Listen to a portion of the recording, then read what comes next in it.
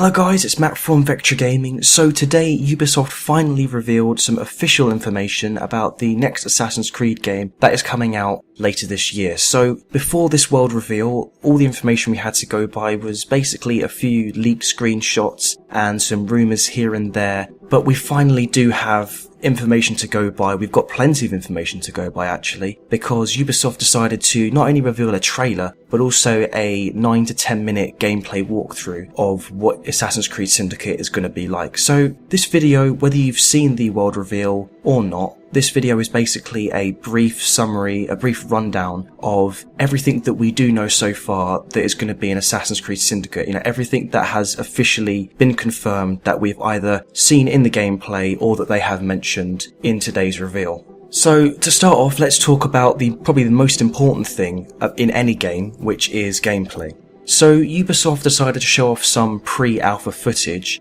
Now this footage obviously is very early gameplay, it's very early stages. I believe in the actual reveal they said that they are halfway through the development of the game. So obviously there's going to be a lot of missing features, there's going to be a lot that hasn't been covered yet, and obviously changes could be made all over the place. But what we do know, which was leaked a few days early, is that the main protagonist is going to be Jacob Frye, who is the main assassin that you'll be playing as. But another thing that we do know now as well is that you will also be accompanied by Evie Frye, who is your twin sister, and she's been explained by Ubisoft as the more rational, more calculated type assassin, whereas Jacob is described as being, more brute force, more brutal, very confrontational. So the whole idea, I think, is basically that Jacob and Evie both they play to their own strengths, and together they make the ultimate team.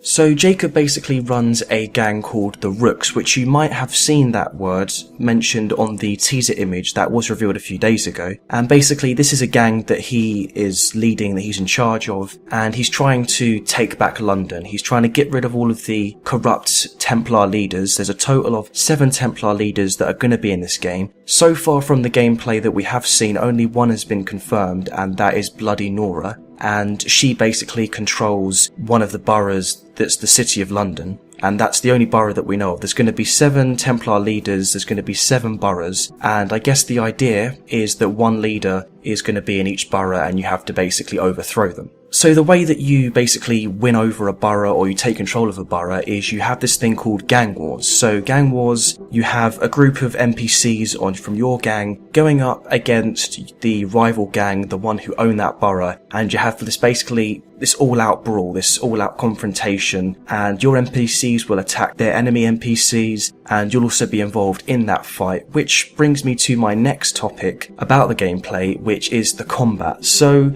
obviously this game is running on the Anvil engine, so there's going to be a lot of similarities that we have seen in Assassin's Creed Unity. Hopefully not the missing faces or textures or NPCs popping and changing gender and clothes, which I have to say I couldn't spot in the gameplay that they did show, but they might have been very careful with that. We don't know yet. But basically, the combat it has been refined. It definitely looks like they have made improvements to combat. They've added some new melee attacks, that much is obvious already, so things look a lot more fluid. There's some new cool attacks in there, you can do some really good combinations, and the idea that they seem to be going for is just to make the close combat a lot more fluid, a lot more faster paced. They keep on mentioning in the reveal about this faster pace, not just with the combat, but also with the vehicles. The vehicles are a lot faster because you've got a horse and carriage now. And they're basically trying to make it from, we were always been used to in Assassin's Creed, this slow, get your sword out, wait for a counter. It's not very fast paced, and obviously they're trying to, especially from the gameplay, they have done a good job of making you a very quick and fast paced assassin, because you're an assassin, you should kill quick and get out of there quick. That should be the way that things work. So they have refined the combat, they've been making improvements to the fighting system. There's also a stealth mode, so you don't just have your assassin hood up all the time. It showed in the gameplay that you basically activate stealth mode and you might have your top hat on. Jacob might have his little top hat that he has. He'll flick up his hood and then he'll go into stealth mode and he'll be, I guess, a lot more quieter. He won't make as much noise and he'll be able to sneak up on enemies a lot easier. So the way they've explained it is an actual stealth mode rather than just going into cover like in Unity, where you just sort of went up to a wall or something and then that was stealth covering up behind it. It seems a bit more like they've taken it a step further with this, but obviously it is too early to say. So that is pretty much the gameplay aspects summarized, but the weapons that we'll also get, so there's a few weapons that we already know about. One of them, which I hope this is pronounced correctly, which is the Kukri or the Kukri, however you pronounce that. It's basically a hidden blade. Not hidden blade, sorry. It's a curved blade, which is a very short sort of dagger that I believe you can throw at enemies from what they have shown. If you can throw them at enemies, you can use it as a close combat weapon, but it also can be used for range. There's also going to be a revolver, that's pretty cool. There's brass knuckles like what we saw in the teased images. There's also, which is explained to be the Assassin Gauntlet, which is an all-in-one sort of toy for Jacob, really. Is on his arm where you've got your hidden blade, it's all built in. So you've got the new thing, which is the rope launcher. I'll talk about that in a second. There's also the hallucinogenic darts, which we have seen from previous games, but in this game it seems to be like a green mist that you shoot at the enemies, and they start attacking other enemies. They kind of on your team, but not really, because they just attack anyone they see, but it can be quite useful. And also your hidden blade, so you've got 3 things built into this Assassin Gauntlet. And the rope launcher actually looks very useful. It also builds upon what I was saying previously about Ubisoft going for a faster pace. You can basically ascend buildings very quickly with the rope launcher. You shoot up at the top of a roof, you'll be at the top of that roof in probably 3 seconds or so. It's very quick. You'll ascend, you'll be at the top. You won't have to do that awkward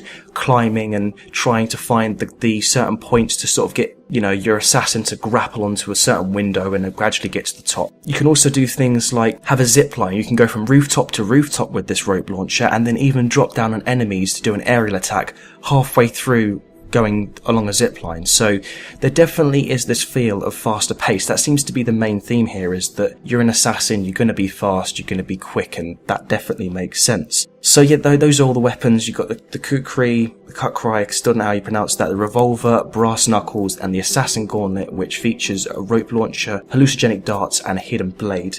Now, there's also transport in the game, which there's going to be rideable horses and carriages.